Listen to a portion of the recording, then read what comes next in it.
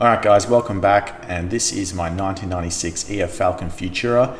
As you can see, cosmetically it does need a few little bits and pieces. This was my very first car that I purchased back in 2005, and I have adored ever since.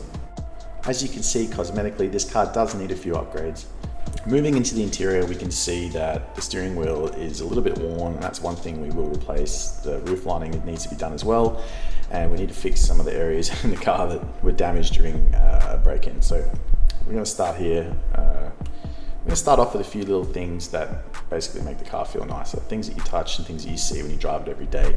That tint is definitely got to go, and it has been replaced since. So we'll show you that later. So the ultimate goal for this car is to run into the 13-second range naturally aspirated, and the way we're going to do this is we're going to take this AU 4-litre single overhead cam engine here, and we're going to put some upgrades into it. Definitely have some videos coming to do with head porting, intake modifications, and cams. So I definitely have a lot of content on the way with in respect to that. So stay tuned and hit that like and subscribe button if you want to see some more. As for this episode, we're going to be going through touching up a few little cosmetic pieces and removing the engine. So first things first, we need to get the car clean so it's easier to work on. I don't like getting dirty more than I have to. So we'll clean this thing up, get it into the garage, and start pulling the engine and start replacing some of the parts that we need to replace to make this car as nice as it can be. Now, if you haven't already subscribed to the channel, now's a good time while we're washing the car. Basically, we've got a lot of content on the way. We've got some AU 5-litre content as well. I did just purchase one of those, and if you like the 5.4s, we definitely have a lot of content already for that. So as you can see, the car's looking pretty nice now. We're going to get it in the garage and start working on it.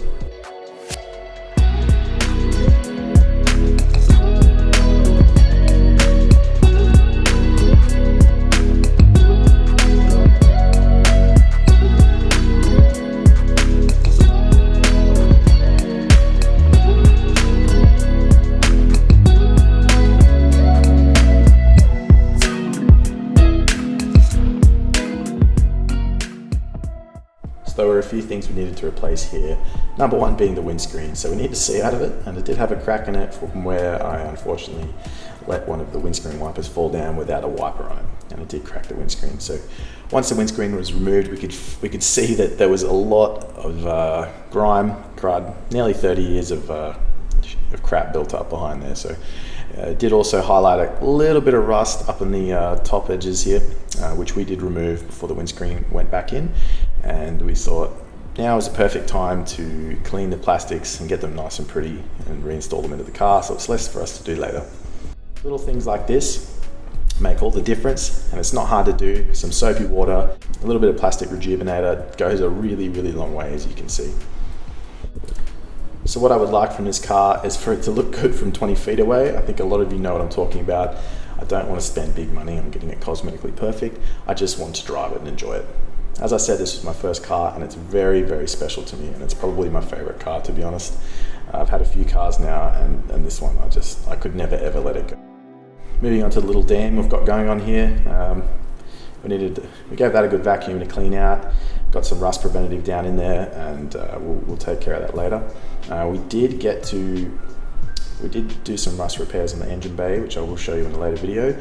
The next thing on the agenda was the seatbelt. So safety first, guys. If your seatbelt's frayed, it's probably stretched. Definitely replace it. It's not a hard job. Probably took me an hour to replace the seatbelts, so that's only the front, but they're reasonably cheap, and it's definitely a good thing to have if you happen to have an accident. You know, it's bad enough losing your pride and joy, but losing yourself or someone else in the car as well isn't a great thing either. So definitely look into changing those. We've got some new screws here, and that's just for the plastic trims that I showed you earlier. The old ones were a little bit rusted and worse for wear. So once we were done there, it was time to start looking at pulling the engine out. These engines aren't too bad to remove from the car. There's reasonable access. It's definitely a lot easier than working on the 5.4, and any beginner can have a good go at it. I'd recommend a good tool set and some ratchet ring spanners to make the job go a little bit quicker, but taking the bonnet off, definitely a plus. Makes it a lot easier to get in there and you'll need an engine crane as well, obviously.